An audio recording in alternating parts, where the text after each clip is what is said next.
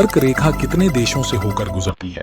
इसे समझने से पहले यह जानना जरूरी है कि कर्क रेखा है क्या।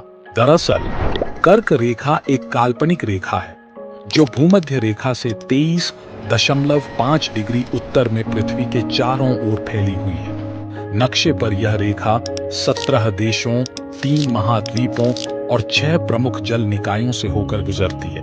उत्तरी अमेरिका में यह रेखा बहामास और मेक्सिको से होकर गुजरती है, जबकि अफ्रीका में यह रेखा पश्चिमी सहारा, मॉरिटानिया, अल्जीरिया, माली, नाइजर, लीबिया और मिस्र से होकर गुजरती है। इस महाद्वीप में यह रेखा सहारा के विशाल रेगिस्तान से होकर भी गुजरती है। एशिया में यह रेखा ताइवान, चीन, म्यांमार, बांग्लादेश, भारत, ओमान, संयुक्त अरब अमीरात और सऊदी अरब से होकर निकलती है।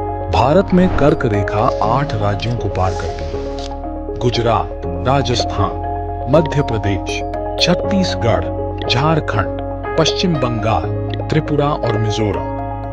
यह रेखा कुछ प्रमुख जल निकायों से भी होकर गुजरती है, जैसे अटलांटिक महासागर, लाल सागर, हिंद महासागर, ताइवान स्ट्रेट और प्रशांत महासागर और मेक्सिको की खाड़ी। इसलिए जब नक्शा देखें तो इस लाइन यानी कि कर्क रेखा को नजरअंदाज न करें।